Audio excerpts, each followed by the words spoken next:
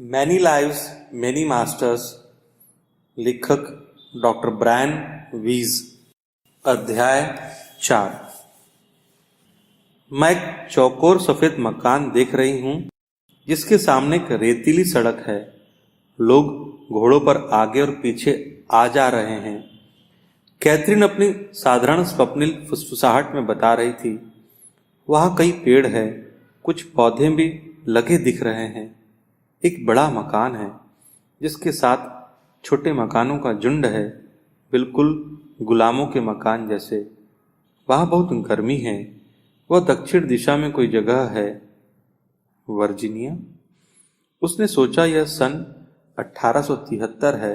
वह एक बच्ची है। यहाँ घोड़े हैं और बहुत सी फसलें हैं, मक्का, तंबाकू। वह और दूसरे नौकर बड़े घर के रसोई घर में खाना खाते हैं। वह एक हबशी है और उसका नाम एब्बी है। उसे कुछ पूर्वाभास हो रहा है और वह बेचैन है। मुख्य घर में आग लगी है और उसने उसे आग में जलते हुए देखा। मैं उसे 15 साल और आगे ले गया, 1888 के काल में। मैं एक पुरानी पोशाक पहने हुई हूँ, एक घर के दूसरे माले पर कांच की सफाई कर रही हूँ। यह एक ईंटों से बना घर है जिसमें खिड़कियां हैं। उनमें बहुत से फलक हैं। कांच लहरियादार है, सपाट नहीं है, और इसके निचले सिरे पर घुंडियां हैं। इस घर के मालिक का नाम जेम्स मैनसन है। उनके पास 3 बटनों वाला एक अजीब सा कोट है और उस पर काले रंग की कॉलर है। उनकी दाढ़ी है। मैं उन्हें पहचान नहीं पा रही हूँ, जैसे कि कोई कैथरीन की वर्तमान जिंदगी से जुड़ा व्यक्ति हो। वह मुझसे ठीक से पेश आता है। मैं इस इलाके में एक मकान में रहती हूँ। मैं कमरों की सफाई करती हूँ। यहाँ एक स्कूल भी है, लेकिन मुझे वहाँ जाने की इजाज़त नहीं है। मैं मक्खन भी बनाती हूँ। बहुत ही सरल शब्दों का प्रयोग करते हुए और विवरण पर अधिक ध्यान देते हुए कैथरीन धीमे से फुसफुसा रही थी। अगले 5 मिनट में मैंने उससे सीखा कि मक्खन कैसे बनाया जाता है। एब्बी का मक्खन बनाने का ज्ञान कैथरीन के लिए भी नया था। मैं उसे उस दौर में और आगे ले गया। मैं किसी के साथ हूँ, लेकिन मुझे नहीं लगता कि हम दोनों शादीशुदा हैं। हम साथ सोते हैं, पर हम हमेशा साथ नहीं रहते। मैं उसके लिए अच्छा महसूस करती हूँ, लेकिन कुछ खास नहीं। मुझे वहाँ कोई बच्चा नहीं दिखाई दे रहा। यहाँ सेब के पेड़ और बतखें हैं। दूसरे लोग दूरी पर हैं। मैं सेब चुन रही हूँ। कुछ है जो मेरी आंखों में चुभ रहा है। कैथरीन अपनी बंद आंख किए ही मुंह बना रही थी। यह धुआं है। उसे हवा इस ओर बहा रही है। धुआं लकड़ी जलने का है। वे लोग लकड़ी के पीपे जला रहे हैं। वह अब खांस रही थी। ऐसा बहुत बार होता है। वे लोग लकड़ी के पीपों को पानी से सुरक्षित रखने के लिए काला कर रहे हैं, कोलतार से। पिछले सप्ताह के जोशीले सत्र के बाद मैं जीवन और मृत्यु के बीच की मध्यावस्था तक पहुंचने के लिए उत्सुक था। हम दोनों पहले ही उसके नौकर की तरह उसके जीवन काल में छानबीन में लगभग 90 मिनट गुजार चुके थे। मैंने इस दौरान बिस्तर बनाना, मक्खन और पीपों के बारे में जान लिया था। मैं एक और आध्यात्मिक पाठ के लिए लालायित था। अपना धैर्य छोड़ते हुए मैंने उसे मृत्यु की ओर बढ़ाया। सांस लेना कठिन है। मेरा वक्ष स्थल बहुत दर्द कर रहा है। कैथरीन हाँफ रही थी, मानो उसे वाकई दर्द हो रहा हो। मेरे हृदय में पीड़ा हो रही है। वह तेजी से धड़क रहा है। मैं बहुत ठंडी हो गई हूँ। मेरा शरीर कांप रहा है। कैथरीन को भी सिरहन होने लगी। कमरे में कुछ लोग मौजूद हैं। मुझे कुछ पत्तियां पीने को दे रहे हैं। इसकी गंध अजीब सी है। वे लोग मेरे वक्ष स्थल पर लेप मल रहे हैं, बुखार, पर मुझे ठंड लग रही है। वह चुपचाप चिर निंद्रा में चली गई। छत की ऊंचाई पर तैरते हुए उसकी आत्मा बिस्तर पर पड़े अपने शरीर को देख सकती थी। उम्र के 60वें दौर में एक छोटी निस्तेज महिला, उसकी आत्मा सिर्फ तैर रही थी कि कोई आएगा और उसकी मदद करेगा। वह उस दिव्य रोशनी से परिचित थी। वह खुद ही उसकी ओर बढ़ रही थी। रोशनी और चमकदार होती जा रही थी और ज्यादा प्रकाशवान। हमने मौन इंतजार किया। समय धीरे धीरे बीत रहा था। अचानक वह एक दूसरे जीवन काल में थी, एब्बी से हजारों साल पहले के जीवन काल में। कैथरीन धीमे से फुसफुसा रही थी। मुझे बहुत सारी लहसुन दिख रही है, एक खुले कमरे में लटकी हुई। मैं उसकी गंध सूंघ सकती हूँ। यह विश्वास किया जाता है कि लहसुन खून में बहुत से रोगों को नष्ट करती है और शरीर को शुद्ध करती है, लेकिन इसे आपको हर रोज लेना जरूरी होगा। लहसुन बाहर भी है, एक बगीचे के मुहाने पर। वहाँ कुछ और औषधियाँ भी है, अंजीर, खजूर और दूसरी जड़ी बूटियाँ। ये पौधे आपकी मदद करते हैं। मेरी माँ लहसुन और दूसरी जड़ी बूटियाँ खरीद रही है।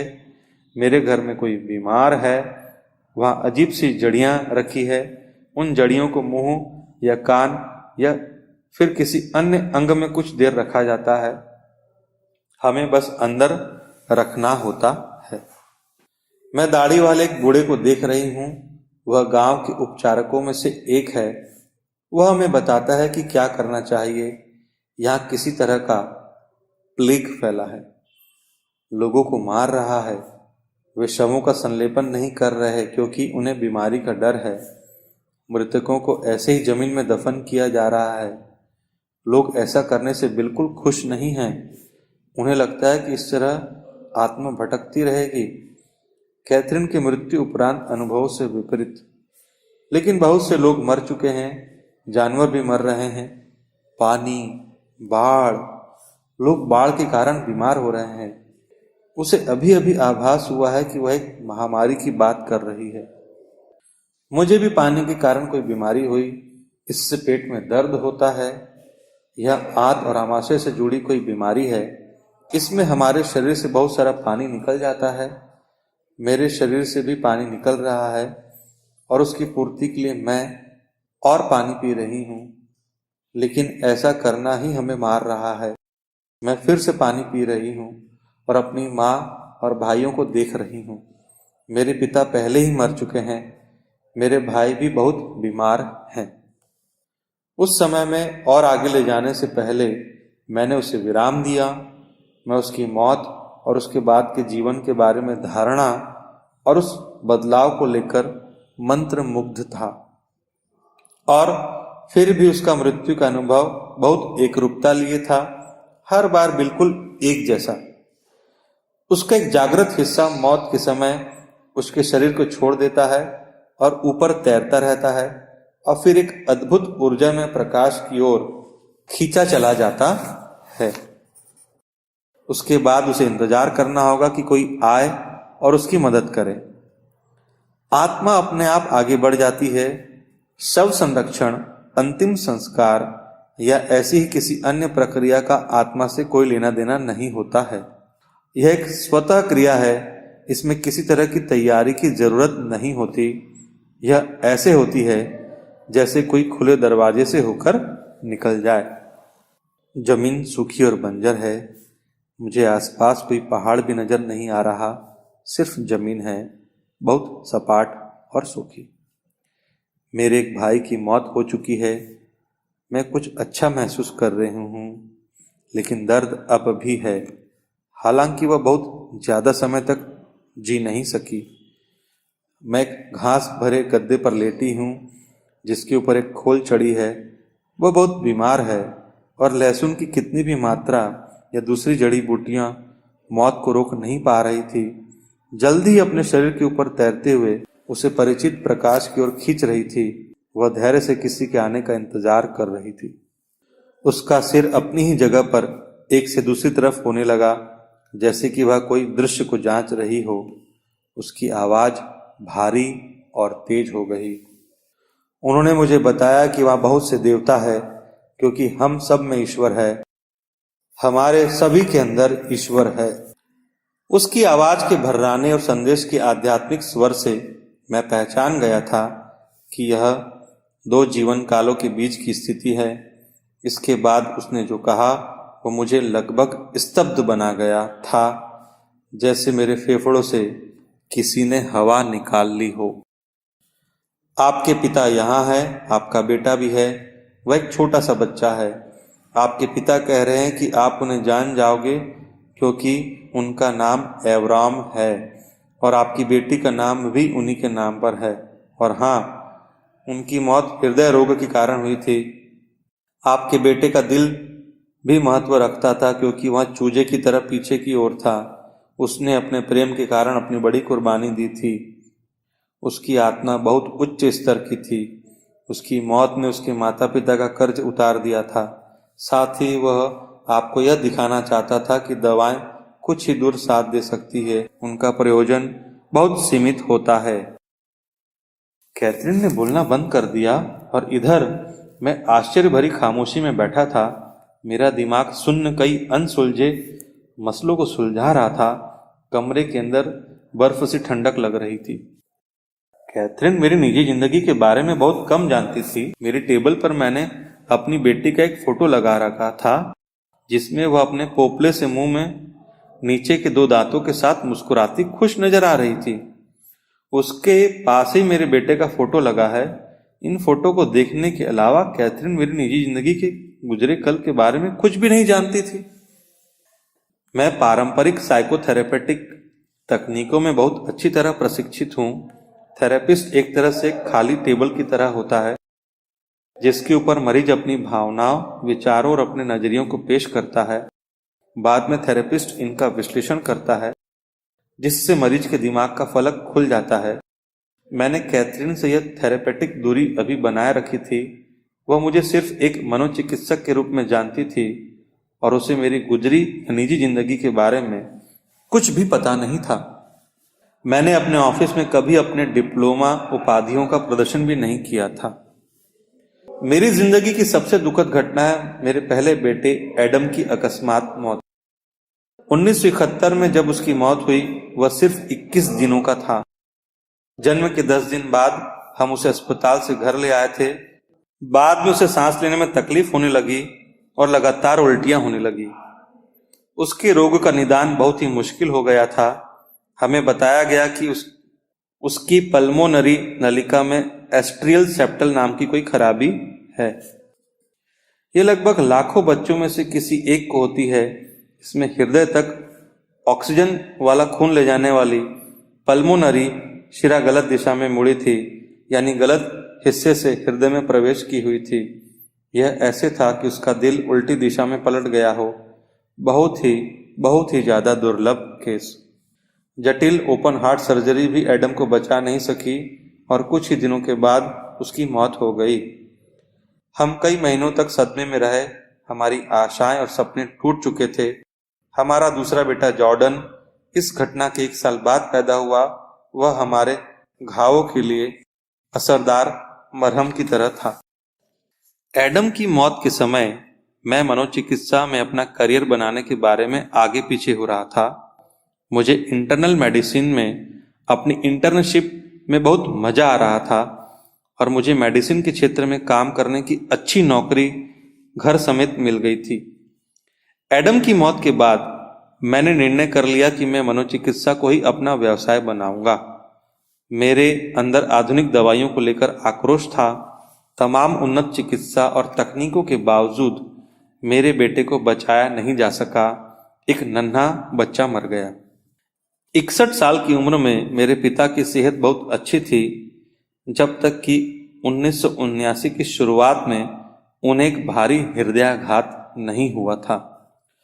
वह प्रारंभिक आघात सह गए थे, लेकिन उनके हृदय की दीवारों को अपूर्णीय क्षति हुई थी और वह 3 दिनों बाद चल बसे। यह वाकया कैथरीन से पहली मुलाकात के करीब 9 महीने पहले का था। मेरे पिता एक धार्मिक व्यक्ति थे, आध्यात्मिक से ज्यादा रस्मवादी। उनका हिब्रू नाम एवराम अंग्रेजी नाम एल्विन की बजाय ज्यादा अच्छा लगता था।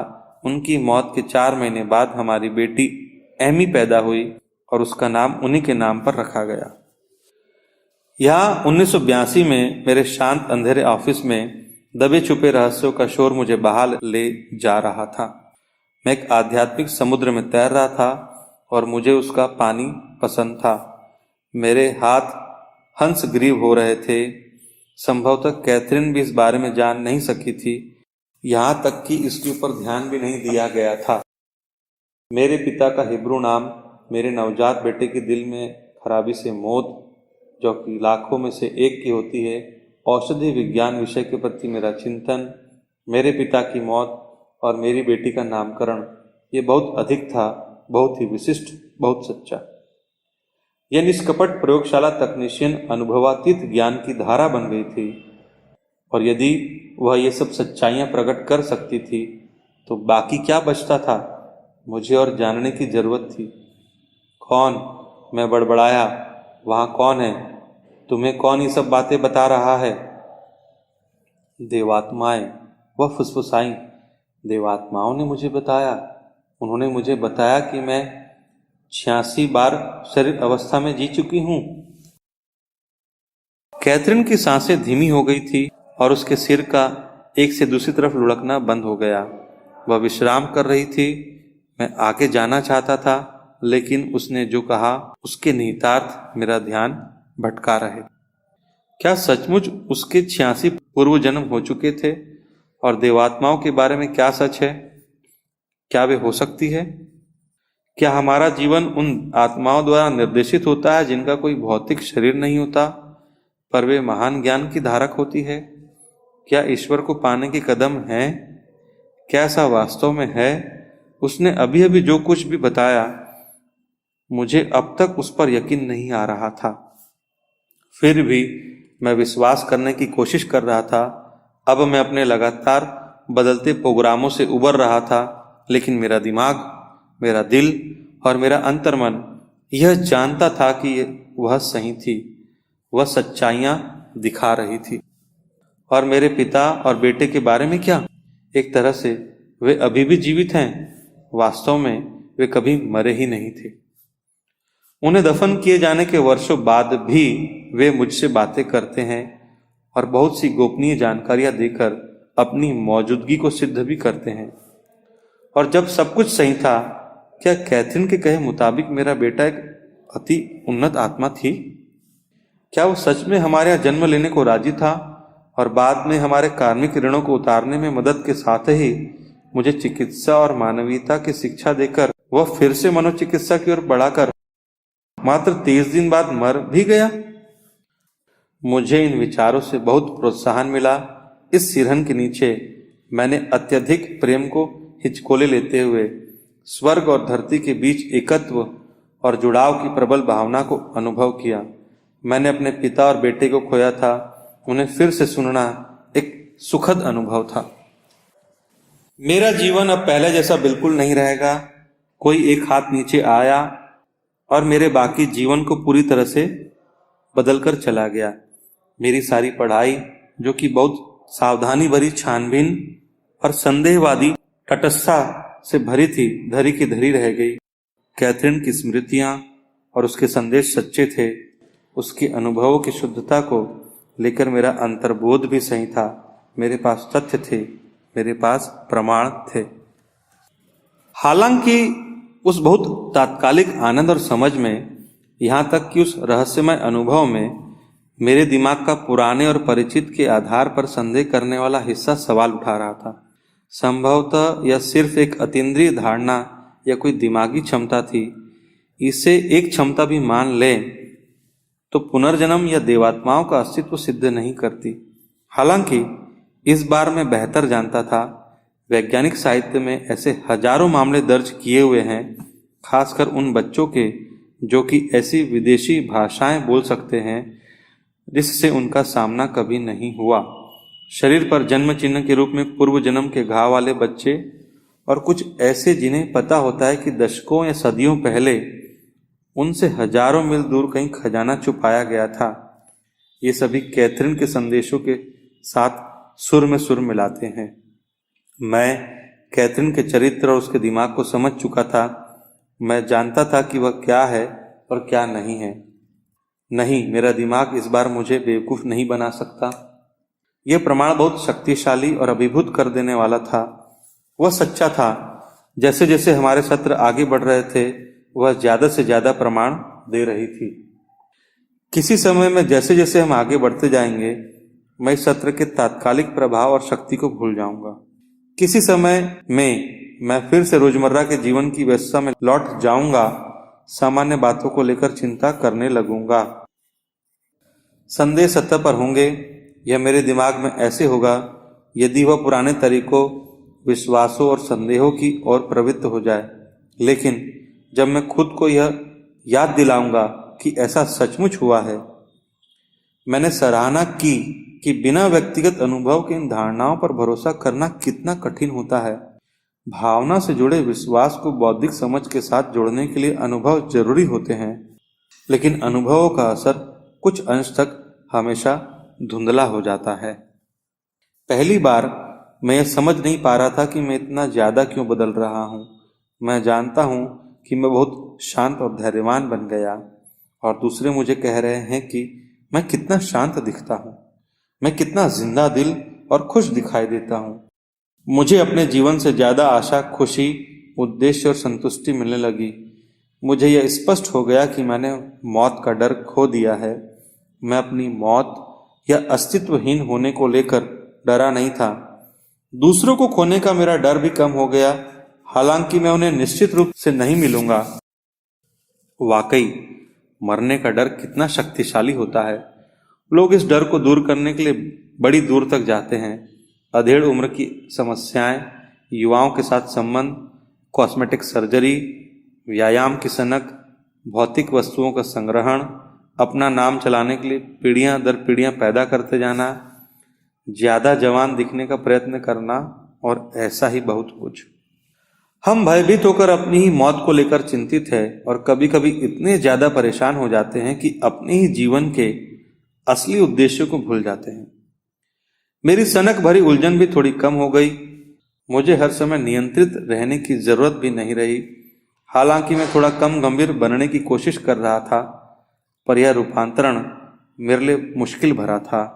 मुझे अब भी बहुत कुछ सीखने की जरूरत थी।